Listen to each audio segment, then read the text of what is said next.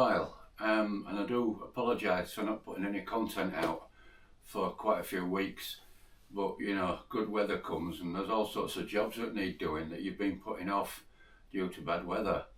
One of them was our front door. The seals had gone, and every time it rained it's a UPVC door, but the rain came in and it used to soak the whole carpet and under the carpet. So I got a quote for, or asked around what roughly you're looking at to have a new door fitted, which was over a bag of sand, over £1,000, and for a composite door about 1,300 fitted. So I ordered one from Trade Point, a UPVC door with a new style locking system and everything, and it come at 270 quid, £276, and a few frame fixers and some sealant, and I did it myself. It turned up at 7:30 in the morning. By dinner time it were in. So that was a job well done. I'll bob a picture in of that. And other thing was my gates. I've got a pair of electric gates. Sounds posh, but I didn't pay much money for them whatsoever. I bought them from the Waste team. If you've heard of them in Leeds, they go around and clear sites and then sell what they can from the yard. And I ain't sure if they don't do it on eBay. And I bought these gates for £150 with two lovely electric motors on them, sculptured gates, lovely. But they were second hand, and the top on one of the styles had started to rot out. So I've done a bit of work on that. I'll show you pictures, a little video of that. It's nothing much. So today's actual video is the TVR Chimaera fuel gauge. I've been having a bit of bother with fuel gauge not reading correctly, and I could go in and spend half an hour telling you about the things it were doing, but top and bottom of it is I went and filled up at Tesco, and I was thinking I was filling it up and a load of petrol gushed back out, which I'd obviously got a little airlock, and I know there's breathers in there as well that's supposed to stop that, but there must have been an airlock, and I thought it were full. When I got back in the car, it were reading less than a half full. So I thought, yeah, the sender, they're known to go faulty, I suppose, after 20 odd years. So I went about trying to, I'm going to have a go at taking this thing out. I'm assuming the sender unit is in top of the tank, which is in the boot. But without further ado, we'll bob into the garage, we'll have a look and go through what I've found and what I'm going to do. Okay guys, thanks for watching in advance. Sorry, I guess somewhere under this carpet will be the fuel sender. I don't know, what's that there? I don't think it is there. I think it's there. Yeah, main top. Not enough room. Unless that's a bulkhead. Right, let's have a look.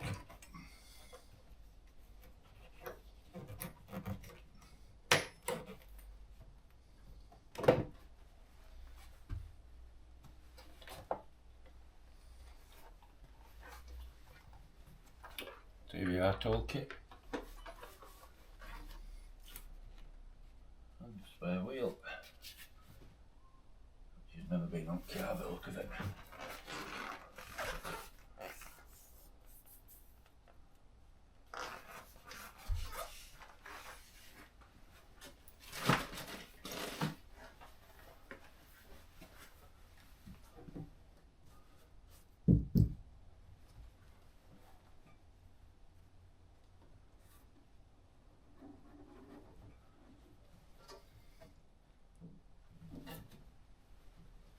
No, just a bump, a strengthening bump.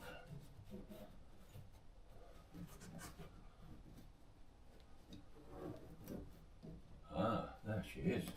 Right, I've got to get this out. Which means taking this amplifier out. Not simple, is it?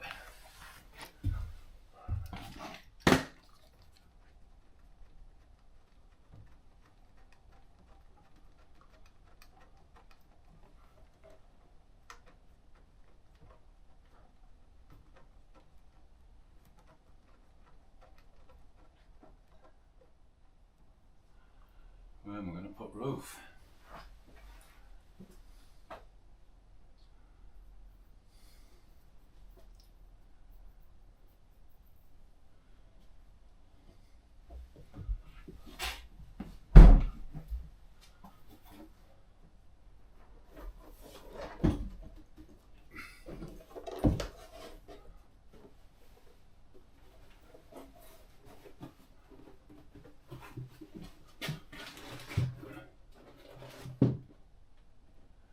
Get that carpet out. I'm going to take them big speakers out. Some huge pack.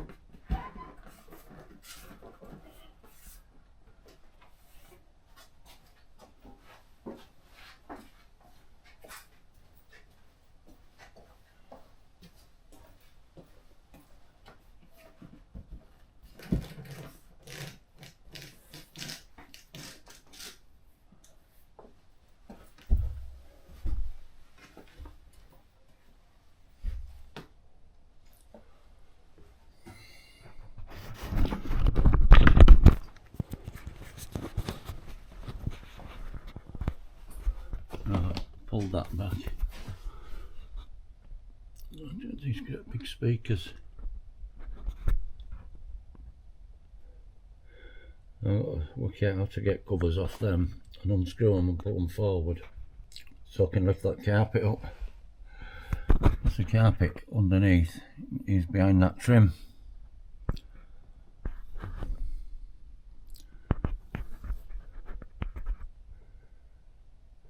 Removing old carpets and making new ones actually, but to buy them they're about £800 a set, but I'd like a dark blue set.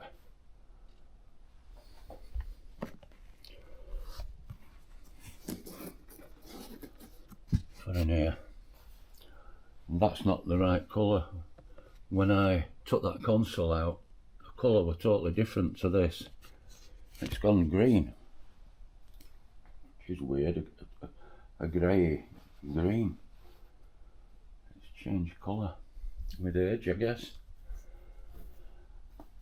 Right, so I guess I'm going to have to move the seat forward so I can get in there. I'll do with taking this headrest thing off. This for now.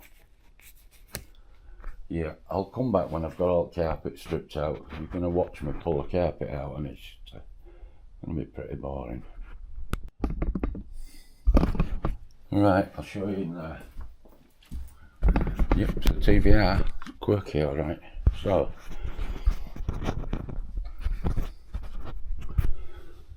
this board with the CD player is fastened to this back bulkhead. I've lost a nut down there, which I'll try and recover with magnet. And then that is the fiberglass body, and I've undone a speaker which I needn't have done if I'd have known. Let's get a torch. But there's these brackets that are fastened to the bulkhead, and through those fasten the spare wheel holders clamp. So I've pulled carpet off on the inside for nothing, and I've taken that speaker out for nothing, so that all needs to go back. Let's see what I've done. So I need to put that speaker there back. Infinity, it says on them, 300 watt maximum. I've not seen an amp anywhere, but it sounds nice if you ever want to use it. And it would seem what I need to get to's there. That's all it can be, ain't it? Just two wires There's a breather pipe down there of some description. And pipes everywhere. Some sort of thing there. I know it usually hisses, so that there is a lock somewhere. See if it does it. Oh, no, didn't do it that time.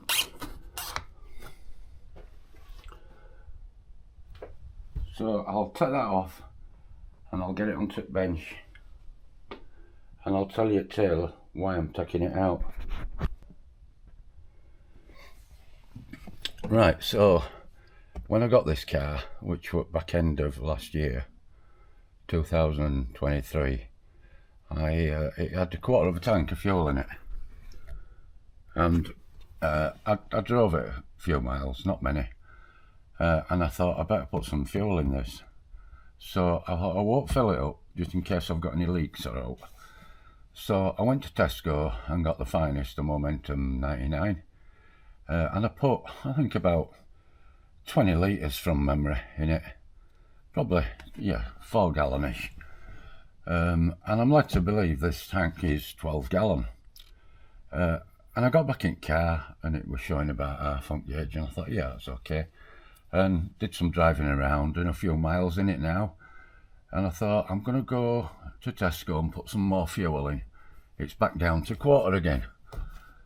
So I didn't expect it to be that good to gallon. So I thought that's about right with mileage I've done. So I went back to Tesco and I put the holster in and selected 99 RON and started filling it.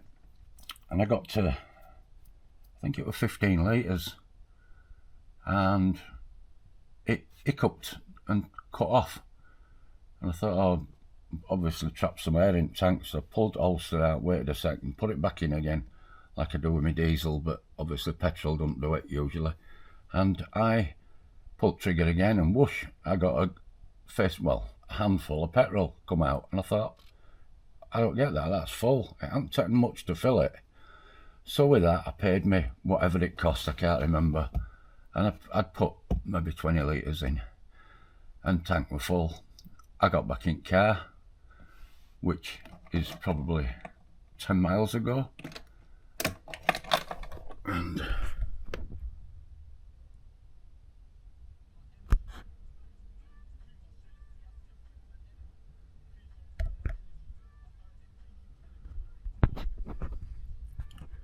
that's what it's reading.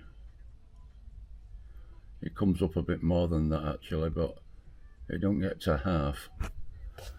So I'm assuming the fuel sender's sticking, and I've read on a few forum things on YouTube, not YouTube, on piston heads, that people had said that they'd had problems with them. I don't know what car it's off. It'll probably be some Vauxhall or Ford derivative, or even Citroen. So my next job is to take that out, that sender, which I've already shown you, and have a look at it. I'll get it on bench and we'll see what's wrong with it and why it's sticking. Okay, I don't know if that's a standard radio. It's a Pioneer JVC. I've got one speaker disconnected, but I don't think I'll blow amp. Just Radio 1. it's got a lovely sound to it, absolutely, and it's all sorts of things. And it's got a slot for a CD there, and then it's got the multiplayer in back, which is probably 6, is it? Yeah, look, 1, 2, 3, 4, 5, 6 selection. Probably, and it does say on here, it comes up and says MP3. So I'm assuming if I write some MP3,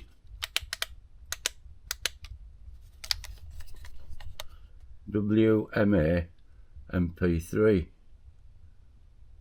Windows Meta, don't know what that stands for, iPod mode, I don't think that would have been cheap. Whether they say it's standard or not, I don't know. And then it's got these great speakers, but they do look a mess. Look at that, they've all gone crinkly. They do sound okay. See if I can lift one up for you. God, they're heavy.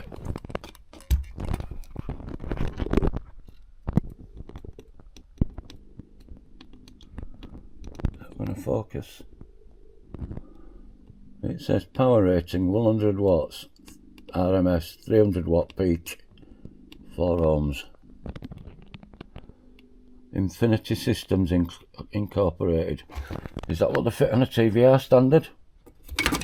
You tell me, guys, because I don't know whether it's standard or not.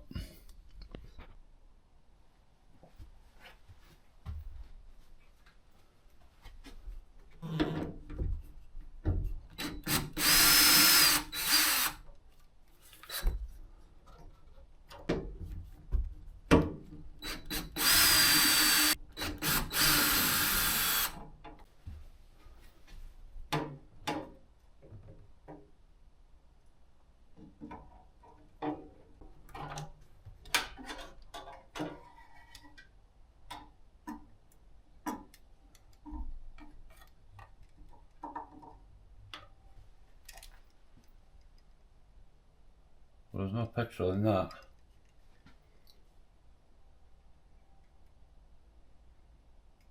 But guys, it is half full. It's not full. But there's no wrong with gauge. It must have been airlocked. Because that's on there. That's me out here, down here. You can see where my hand is.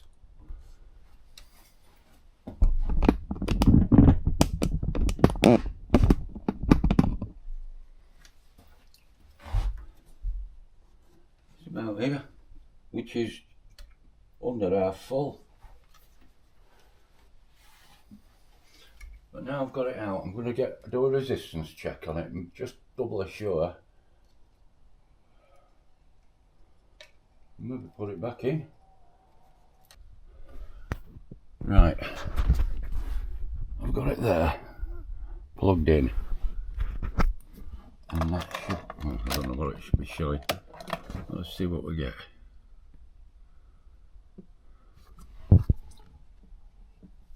That should be empty.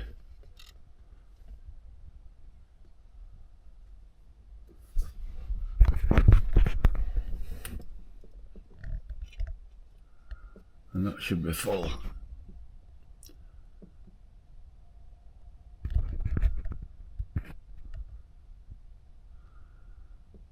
And it is.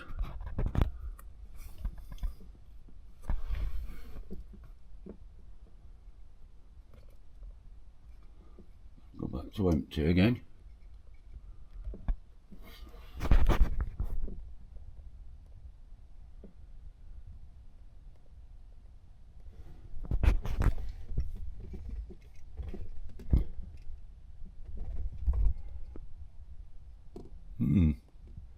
That's hard on empty. That's going up.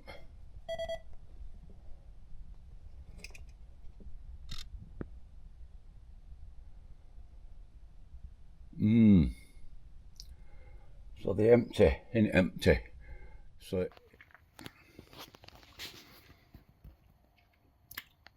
you see there's quite a bit of wear on that. And there was hardly any tension.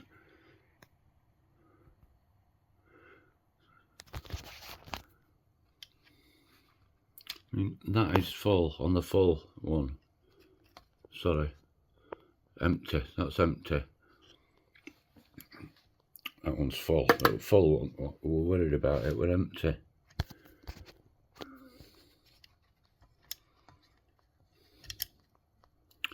Which is there.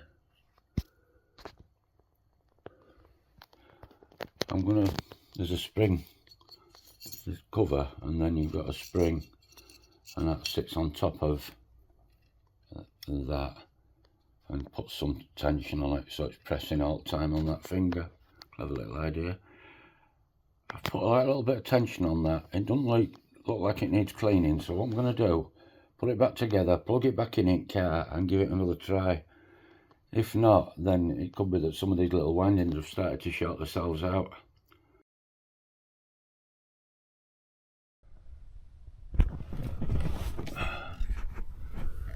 Okay.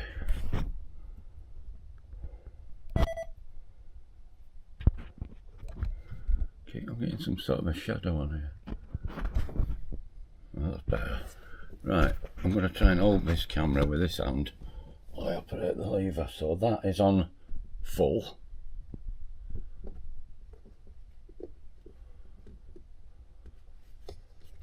And that is on empty.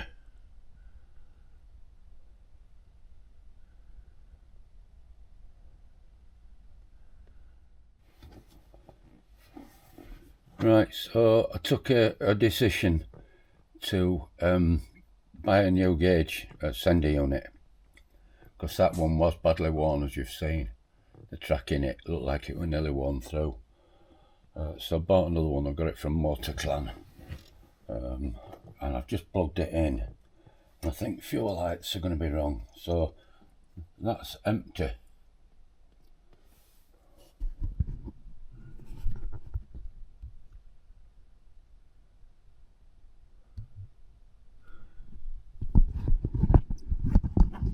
Trying to get this camera balanced, and this is full.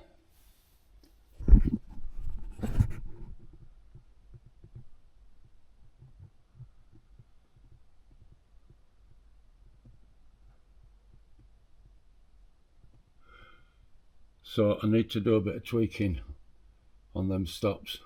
Well, that's best I can get it. It's a little bit erratic actually. So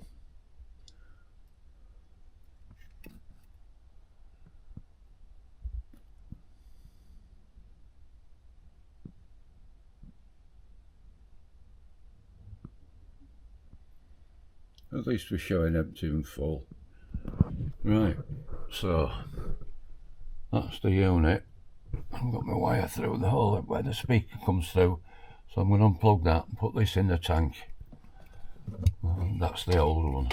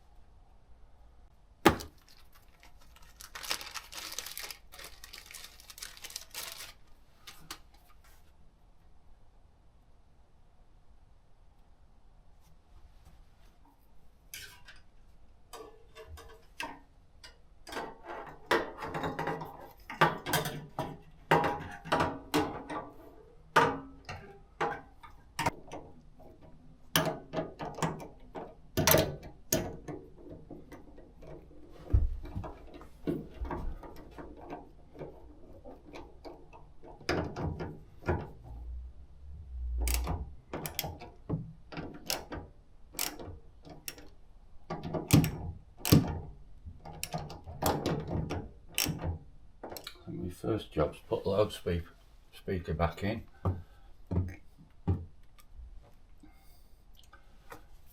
Tuck this back on.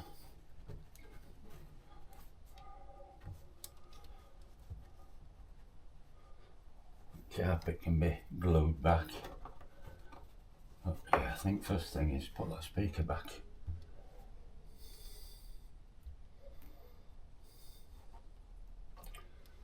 Right, I won't endure you with that. Okay, so we've got that back in, that speaker.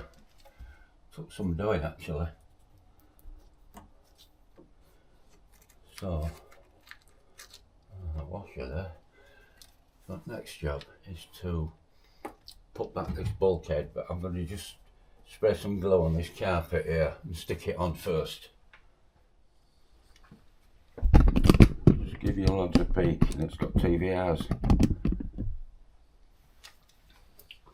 So there's the fuel filler neck, and there's this pipe comes off here and disappears I believe that's the breather.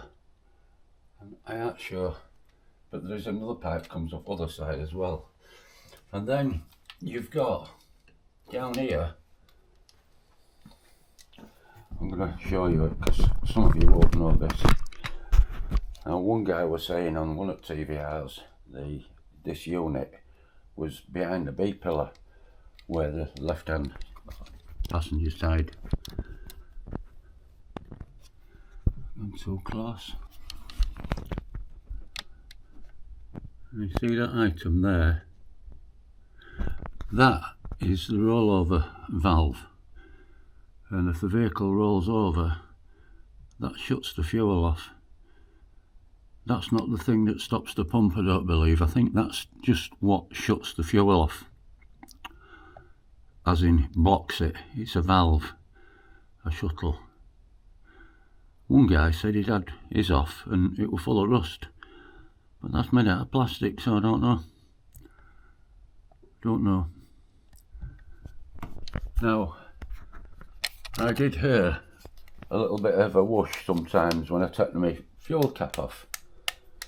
But when you look at the Steve Heath Bible, he said it's quite normal to get a little bit. It don't go whooshka and tank starts banging and whopping everywhere like it's all buckled. It's just a right little bit of pressure or vacuum.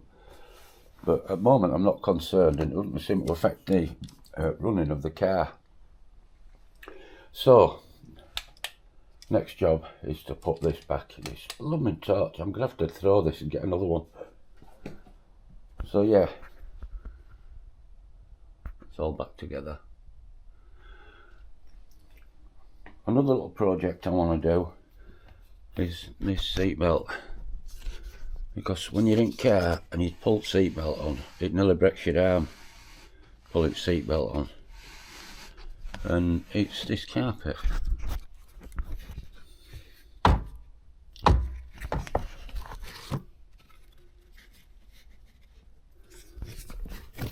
Carpet, this seatbelt comes up, rubs on carpet all the way up, so you pull that and it's quite tight.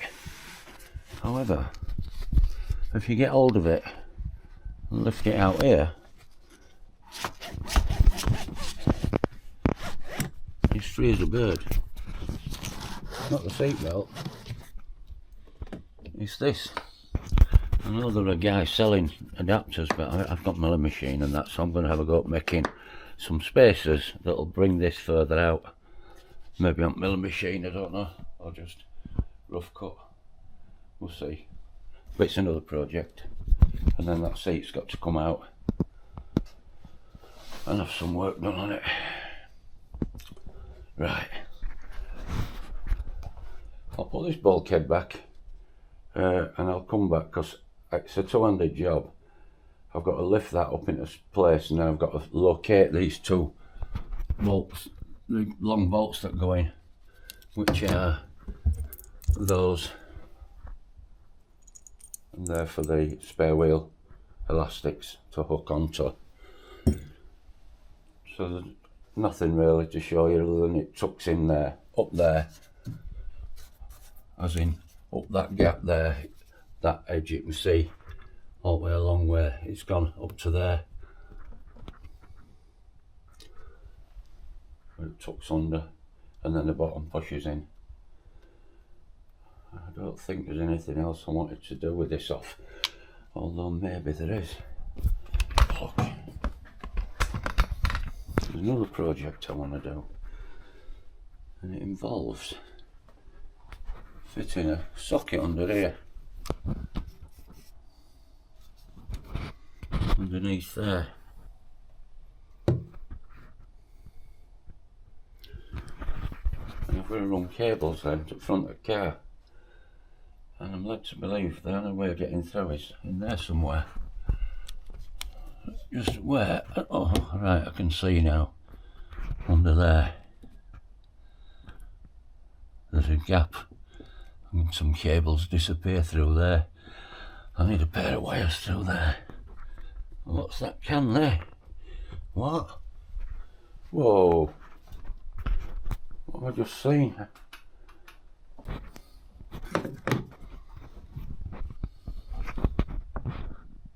What on earth? As if there wasn't enough room in boat.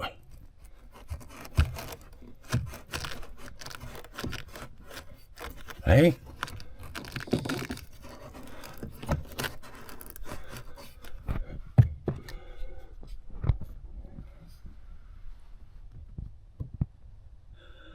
Like a tinner.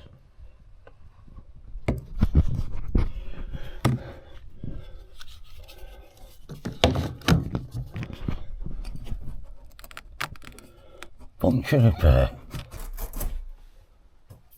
Believe it. What on earth was that up there for?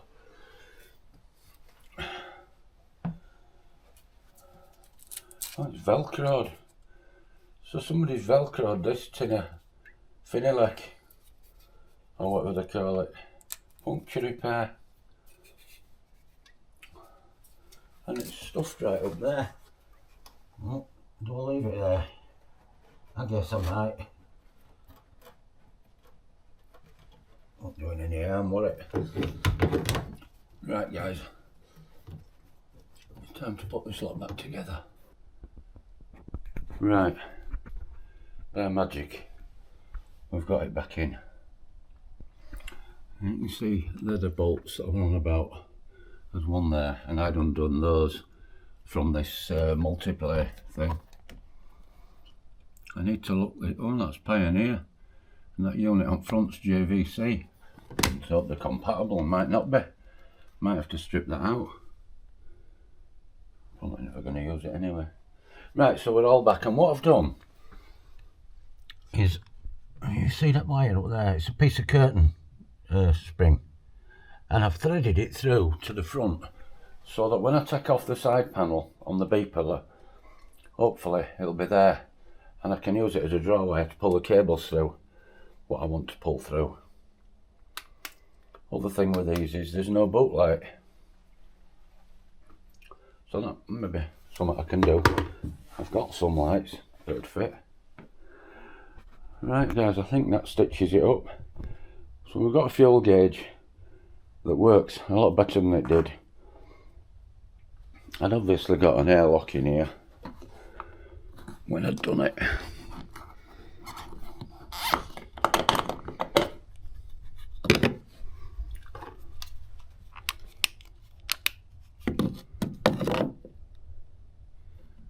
And it's got an anti-siphon valve in there. Yeah, I must have just got an air pocket when I was filling it.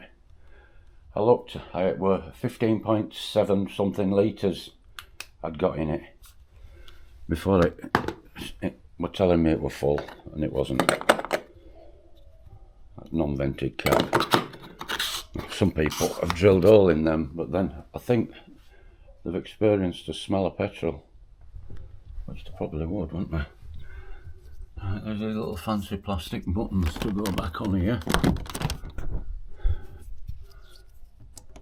The one missing, because they go one there. So yeah, there's one missing. There's the whole jack in there, toolkit. It came comprehensive with everything. All sorts of things, tie downs and... Right, so we'll put our spare wheel back and we're good to go. Then over the weekend, if it's not raining, I'll go back to Tesco, put some more fuel in and see if we get a better reading. I'm sure we will. Thanks for watching guys. So for any of you with a TVR Griffith or a Chimaera, this is the Chimaera.